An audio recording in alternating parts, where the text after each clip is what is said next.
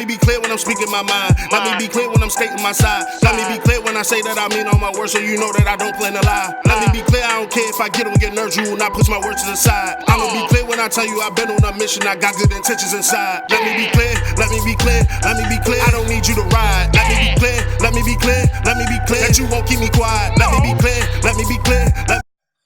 Hello, everybody, and welcome to this week's episode of Let's Be Clear with Janika and Di. Hey guys, how are you? Hopefully your week has been going well. Yesterday is gone, tomorrow's not here. What we have is the present. So let's make the best out of each and every one of our moments that we have before us. You ready to get going? I am now, because I like that little thing you just said. I needed that, y'all. Mm-hmm. I'm not a morning person, so she makes me get up early and do this. I needed that. And I call her sometimes at 4:30, 5 o'clock in the morning. When I'm just going to bed. She won't get started. That sounds like a personal problem to me. That don't have nothing to do with me. I just say what I say and we just going on about. That's personal problem. If I'm calling, what the saying go, when E.F. Hutton speaks, baby, I'm like E.F. Hutton, baby. That was a billionaire. The Hutton girl. Okay, now I ain't old. You just need to do your homework. As y'all like to say, y'all homework. Y'all research. Anyway, let's get started because we could go all day like this. Okay, so welcome back. So let's get going. So there has been a lot of chatter, if you will, in the news. I would say this story first broke, was it the spring, Janika? Late spring? Yeah, I think so. Early summer. It broke maybe 6 months ago, maybe 8 months ago. But a while ago about this scandal in Hollywood involving all of these wealthy actresses, actors, and business people involved in this college bribery scandal where these wealthy folk paid for a lot of money for their children to get these certain SAT scores and also to bribe coaches to say that their children were members of these different athletic teams to make them a more attractive applicant. So what's up with that face? So here's the issue that bothers me, right? Like, I get the backstory and yada, yada, yada. Mm-hmm. This ain't new. No, it's not. And the only difference is now it's documented differently. Now there's... And so what has made this new, if you guys remember from Full House, Aunt Lori, Jesse's girlfriend and eventually wife on the show, she was her and her husband were involved in this scandal. Also Felicity Huffman from Desperate Housewives fame. She's married to actor William H. She's married to actor William H. Macy as well. I love William H. Which is a shame because I like him. I like him. He's a great actor. And I don't dislike her as an actress. But I'm disappointed in her and Lori Loughlin. And so these are some of the more reputable, well-known names involved. And so I think it was within the last week, Ms. Huffman was sentenced to 14 days in prison. Must be nice. A $30,000 fine and 250 hours of community service. Now your girl, honey, she never disappoints. She gonna always deliver the tea. Miss Wendy Williams said, if she was black, it would have been 14 years and not 14 days. Right. Well, and to that point, there's a woman, I want to say it was Florida. This is not the only case, but it's just one that has been publicized, where a woman who was homeless enrolled her child in school, and I forget I know it's a story from 2011. It was a black homeless woman. She was in Connecticut. That one was in Connecticut. There's one that was in Florida. Yeah. And it was not, far apart in time, but enrolled her child in school and use a different address. Because sometimes folks, the access and resources, you got to get into a different school district. Right. And so folks may not be able to afford that rent and that mortgage in those school districts that have the better educational opportunities, which that's part of a larger issue in terms of zoning and housing and all those things. It's a whole socioeconomic thing. Yes. But she got money, education, and access and privilege. And so she got 5 years. The woman in Connecticut also got 5 years. Her 5-year-old son, she used a different address to get him into a better school district. And there was also another woman in Ohio around the same time. I think she was sentenced to 9 days. she used her father's address to get her 2 daughters into school. I believe she was charged with 2 counts of, what was that? Tampering charges. Y'all, I can't. And I think what really grinds my gears about this is, as a parent, you're going to do what you can to provide the best life for your child as possible. And you know, you're not taking from anyone. You're not stealing. Like, you're trying to get into a better school district. You are not bribing. You're not hurting anyone. And so to criminalize this and have someone serve years. But some people would say, wait a minute though, Janika, my taxes pay for that property. My taxes that I pay to live in this area pay for this education. And so if they're not paying their taxes to feed into this educational system here, why should they just be allowed to come in and get something for free that they're not helping to pay for? Because you guys know that our taxes, especially our state taxes, are used for our road repairs as well as for our public school education. Our property, our sewers, water, trash removal, all of that. Part of that comes from our tax dollars we pay. I get it. No, I'm sorry. I don't think that's worth 5 years. I don't. Not when someone is bribing and cheating their way into a college or university and they get 14 days. Because then don't tell me it's about taxes or money or the crime, because it's not. What is it about then? It's about race. It's about poverty. It's about you're criminalizing people who are poor. So to sit there and say, well, taxes this and da da da da. Okay, I'm not saying you're wrong in terms of, well, you're paying taxes and da da da da da. You're right on that, but to criminalize it the way that it's been criminalized is wrong. So what should be the consequence? Because didn't John Legend say something about this recently? He was saying that it shouldn't be criminalized. He was saying it. He was putting both Felicity Huffman and both the scenarios in Connecticut, Florida, Ohio, putting all of that in the same pot. I don't necessarily know if I put them all in the same pot, per se. Why not? Felicity Huffman, you still have opportunity and resources. And so white collar crime, I still think needs to be punished Appropriately. I don't think it just needs to be overlooked. And so what John Legend was saying is neither crime should be punished. I don't agree with that. I think there needs to be a consequence, but I don't think it needs to be incarceration. I think for Felicity Huffman, I think if you're spending and bribing, especially Lori Loughlin, because she spent $500,000. That money should go to someone who couldn't afford to get in. That's actually what Wendy Williams recommended. And I just read on the news this morning, I believe his name was Kevin Sloan, something like that, some prominent business person who was also involved in this whole scandal that broke. He just got a couple months. Right. I didn't hear about that one. Yeah, I just saw the news story this morning. So let us know what you think, because I have a really hard time with this. I think there should be consequence. I don't know if it should be community service. I don't know if for celebrities, if they should be setting up foundations and programs to help students who can't afford these institutions.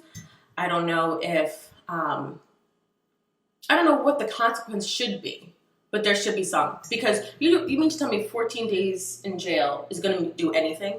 She's going to be in a cell by herself, if a cell really at all, probably like. And for the homeless woman in Ohio back in 2011. So we're going to remove her for 5 years. Right. She was already homeless. Right. So to me, it seems like neither consequence really fits it doesn't. The action. No, but what I was saying is both Lori Loughlin and Felicity Huffman live a life of luxury. You're going to put them in jail for a minimal amount of time. And even in jail, they're still going to be protected and comfortable. Yes. So what is the punishment? What is the punishment? Right. So exactly the consequence. Right. Neither consequence really feels like they're at two different ends of the spectrum here, and neither consequence seems to really fit the action. Yeah, that's what I struggle with.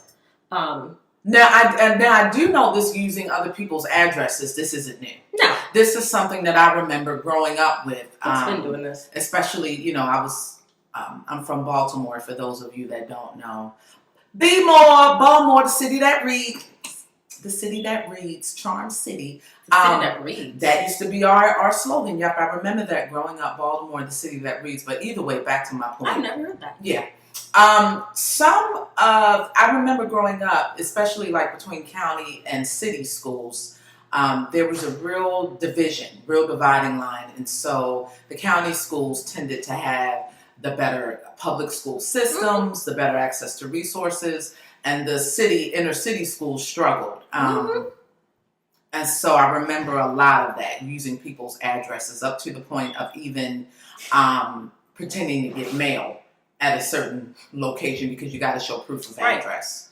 But I guess for me, what this issue really is about, in my opinion, like you said, Janika, wealth, classism, elitism, and how race is very intertwined within this.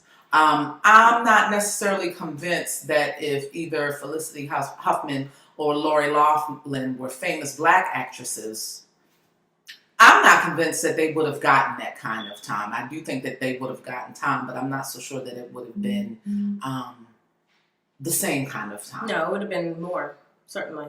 Right. And even to the point about the taxes and all that, the woman who used her father's address for her two daughters, he's paying taxes. Why can't she? Someone's paying taxes. So what is the crime there, right? So, and I get, it's case by case, yada yada yada, but I just think overall this is less about crime and it's less about money. It's more about being poor. It's more about do we continue to criminalize the poor? It's about creating and maintaining a poverty level, because you do that by keeping people uneducated. And when you were talking about the difference between city schools and county schools, yes, I'm from a county, so what people don't realize, when you do all these standardized tests in elementary school and high school, you get funding depending on what your scores are. Yes. The higher your score, the more funding you get, the better books you get. Yes. The lower your scores, you can't afford up-to-date books, which means you have outdated information. How can you test better if you have outdated information? And what feeds into a lot of times better test performance, really, better nutrition, better opportunity to safer living conditions, better or more healthier parent-child interactions. All those things feed into brain development, which translates into sharper and more precise thinking, performance skills on school, abstraction, all those things related to socioeconomic status really kind of feed into what shows up from a child in school once he or she is in that classroom setting and how he or she performs. And so there's really this disparity or this difference. Still, I think even a wider gap between the haves and the have-nots. I think that wealth-income gap continues to increase, actually. With more, quote-unquote, access to opportunity, I think the gap just grows. So certainly. We got to move on. Let us know what you think. We're going to switch gears here. We're going to talk about something different, but kind of not related to this topic about, this wealth-income gap. And so let's talk about, everybody now is talking about this rising cost of college and college tuition and college education. And so I would say maybe in the past couple of weeks, I can't tell you how many articles and how many radio shows I've been hearing and I've read where people now are just starting to really freak out and pay attention to, especially. College has always been expensive, but now it's even more expensive for those recent graduates 5 to 10 years out of school, out of college. So I don't know if you guys know, but since 1999, the cost of college has skyrocketed.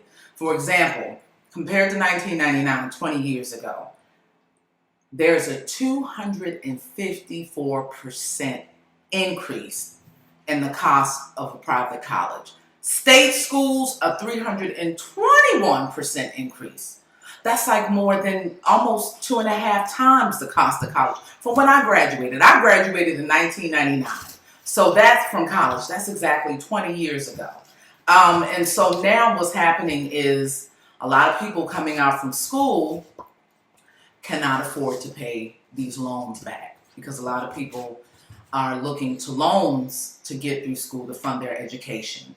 And so either now people, what they're making at work just isn't enough to pay back these loans, or many people find themselves moving back in with their parents in order to pay back their loans and afford to live.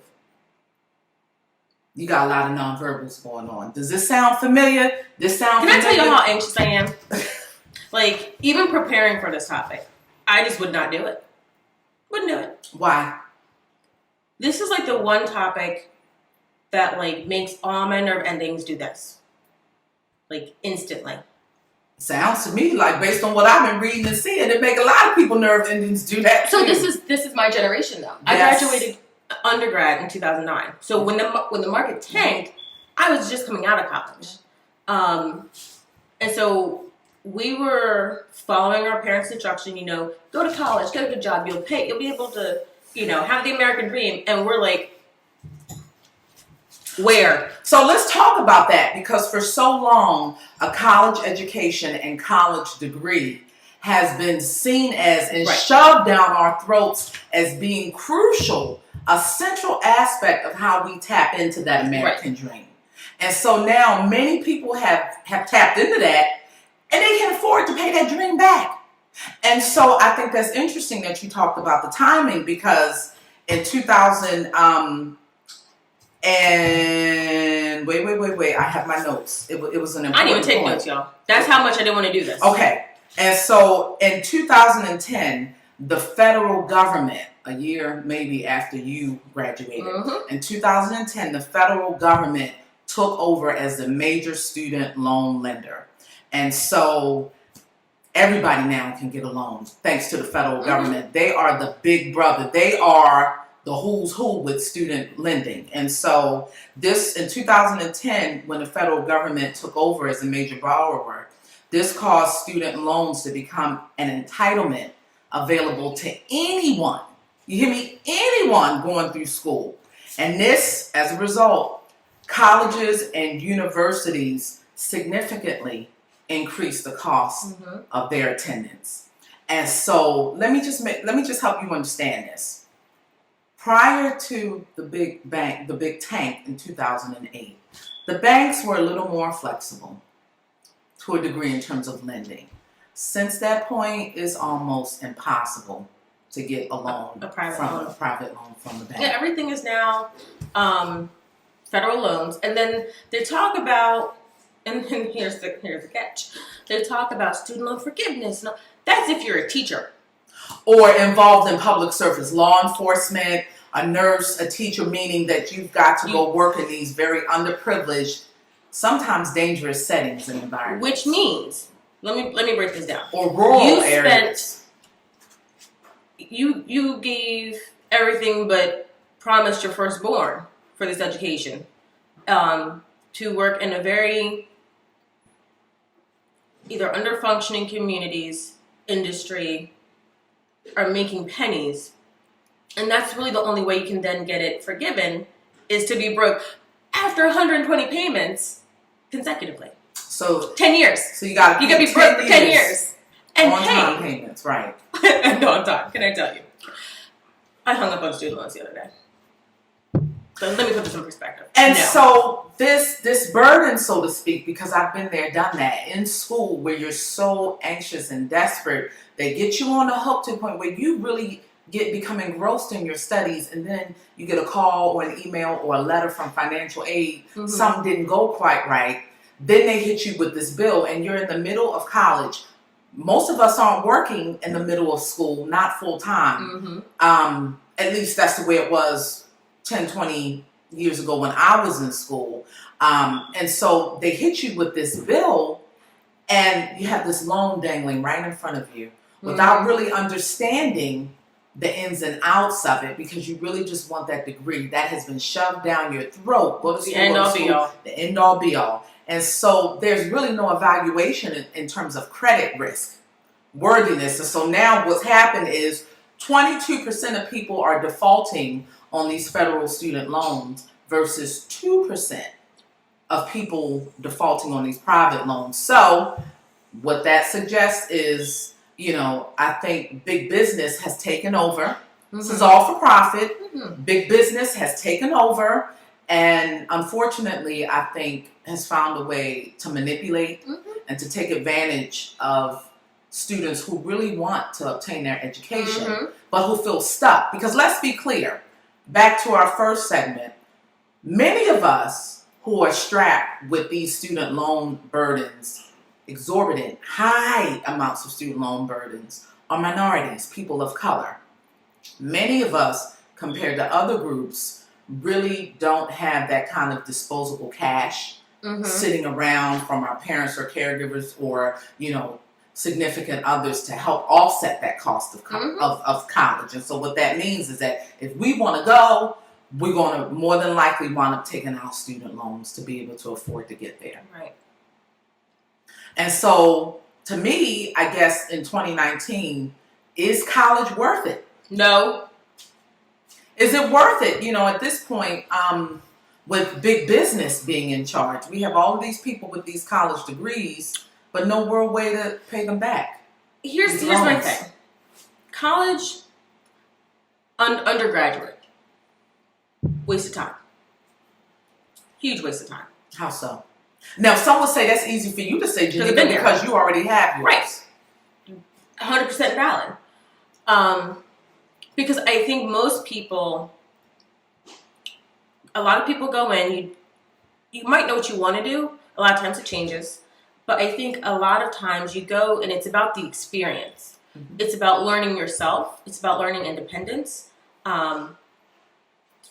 Most people, especially now, to have a career, you need to go get a graduate degree, depending on what the field is. So that means at least a master's, a master of arts or a master of science in something. So my undergrad was communications, and it was communications. Initially, I was going to do business. Then I minored in psychology.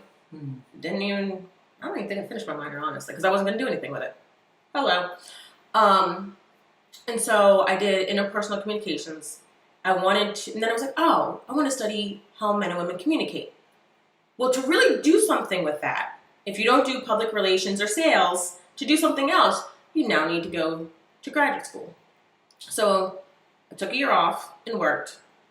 And everything in the meantime is sales. So I think I worked at a bank, made nothing. I lived at home. And I decided I wanted to help people. So I went back and got my master's in marriage and family therapy.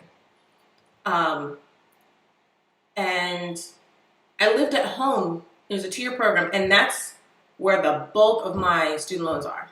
And that's where the majority of my education is, the majority of where I actually learned something. Most of my undergrad didn't actually learn much in terms of retaining information, information that I use. Not really undergrad. It's the experience. It's where you make friends, some lifelong friends, but do you actually need it? If you want to do something career-wise that some of it requires a master's, yes. But can I tell you how many people I've met that don't have a college degree that make 2-3 times what I make? Can I tell you how frustrating that can be? That don't have the student loans, don't work. Some work much harder than I do. Some don't. And that's not a knock on them. It's the fact that I went this route. And I think it depends. It depends on what you're doing. I gotta be honest with you, Janika. I think there is a generational effect because prior to big business running everything in terms of education, healthcare, everything is for profit now. Yes. And so when I was in school, when I first came, I graduated from high school in 1995. Big business was just starting to take over a little bit, especially in healthcare, but it definitely wasn't the way it is now.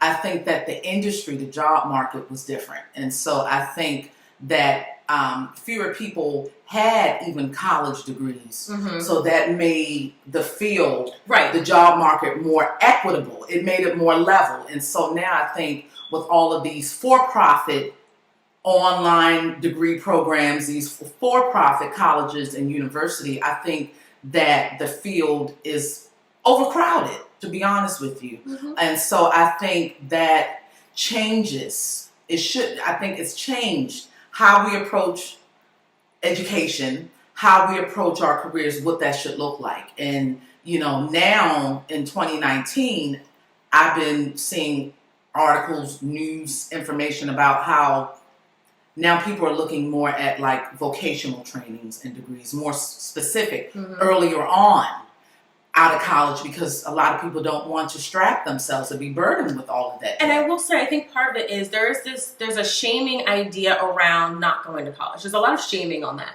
Yes. There's a lot of shaming towards people who want to work with their hands, who want to go learn a trade, people who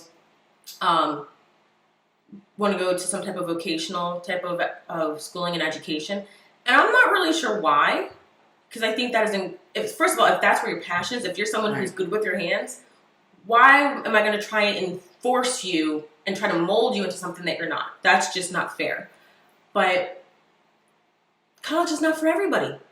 And that's okay. Right. There's nothing wrong with that. And I think we really need to consider that as it relates to all of this student loan debt. Yes. Particularly if you have children and if you may not have a lot of disposable income or ways, to help pay out of pocket to help them go to school, we really have got to be mindful of the fact that, okay, if my child is potentially going to graduate with $60, $80, $100, $200,000 in debt, is that really worth it? Now, some people will say we spend money on other things like clothes, shoes, houses. So if you can put your money on that stuff, why not put your money in education? I disagree with that too, because that's still faulty logic.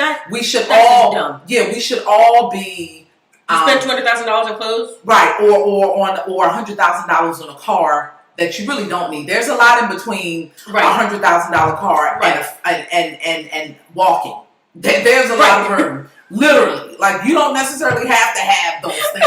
You don't necessarily have to have a designer handbag or a $600,000-$700,000 house. You don't necessarily have to have those. Right, things. that's not essential to living. Not essential to living, but and so let me be clear with that. But I do think that we should have this very honest conversation with ourselves. Yeah. At what point or to what degree do we push college in the sense of, down somebody's throat? If number one, they may not necessarily want that. Not everybody's good in school, and college really isn't for everybody. No knock, no shade. Right. Everybody learns differently, and everybody has a different path, but that's okay too. But I think especially for folks of color, in particular, college, that, and I understand historically why that has been instilled in us, why that is still so important, but I don't think we should throw the baby out with the bathwater. Right. College at the expense of co-signing and encouraging our children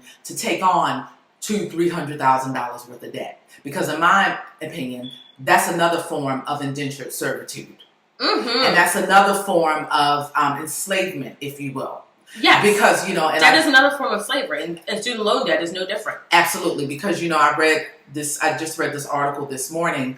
2019 recent study looked at differences in terms of finances 12 years after people graduate from college with their bachelor's degree. So most people graduate 21, 22, 23. So we're looking 12 years, 31 through 33. 44% of white men paid off their debt. 28% of white women paid off their debt 12 years after college. Now let's talk about black folk.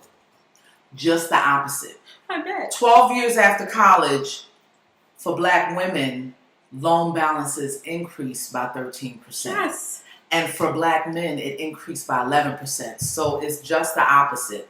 So of course we can talk about wages, access to jobs, those kinds of decisions that go into hiring decisions from a human resources perspective, who gets what job, right? That's all part of that. But the main point is, for us, in particular folks of color, our burden increases after college. Tends to. Right. And I don't know if that's because we start off with higher debt that we owe coming out of college. I think that may be part of it. Mm-hmm. Access to jobs.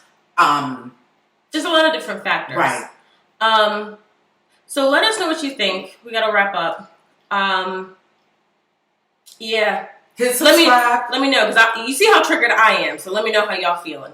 So, but let's talk about this, because I think this is an important time to think about that cultural belief and expectation that we have about college. I need to calm my nerves. We know. So right, no, but what I'm saying is, let us know. Join in the discussion below. Right? Feedback. We love your feedback. Hit subscribe. Make sure you don't miss one moment of Let's Be Clear with Janika and Doc, and we will see you next week. Be kind to others, but more importantly, be kind to yourself. Take care. Bye, guys. Let me be clear.